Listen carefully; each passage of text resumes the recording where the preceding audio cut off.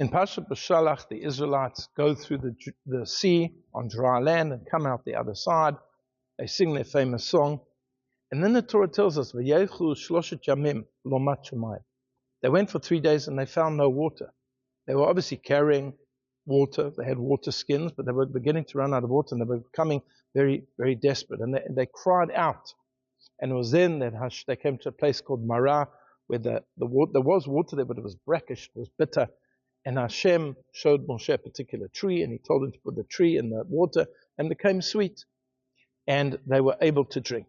And it says, Sham sam lo mishpat, b'sham nisal. It was there that God gave them certain mitzvot of the Torah, not relevant to our discussion today, but he gave them certain laws of the Torah, even though they hadn't yet come to Mount Sinai.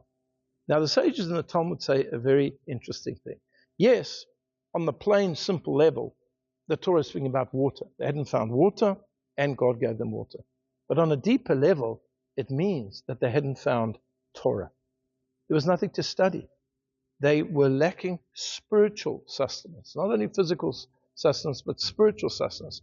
And indeed, we find in the words of the prophets that Torah is referred to as water. It gives satiation to the Jewish soul. They never had any water.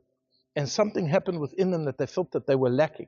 And that's precisely why Hashem gave them certain mitzvot and certain parts of the Torah to study. So the Talmud says, because of this incident, the Nevi'im, the prophets that were there at the time, Moshe, Rabbeinu, and others, they made a decree that we should never go for 3 days without the public reading of the Torah. Therefore, we find that we read the Torah Monday morning, Thursday morning, and again on Shabbat morning and Shabbat afternoon. We never have 3 days consecutively where we do not learn, because the Jewish soul will begin to crave, and it will become starved and thirsty for that water. We need the water. We need to study all of the time. As the Rambam says when he introduces the laws of learning Torah, he says the mitzvah of learning Torah applies throughout our lives, from when we're little until a person passes away. Whether you're healthy or whether you're sick, whether you're married, whether you're single, whether you have duties or obligations, you have to study all of the time. We always have to get this spiritual nutrition into ourselves, and that is the Torah, all of the time. I find it an amazing thing that many people relate to learning as something they do at a certain period in their lives.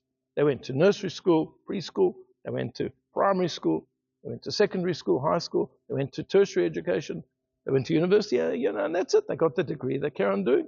They live, they don't really go back to study. But in Judaism, you learn Torah when you're little. You learn Torah when you're a teenager and a young adult and an older person, a middle-aged person. You're learning all of the time. We basically came up with the idea of adult education.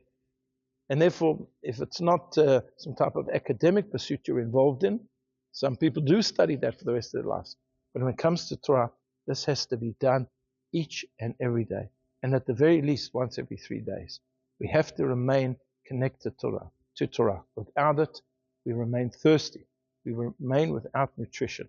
And therefore, the sages said that they went for 3 days without water. They couldn't survive.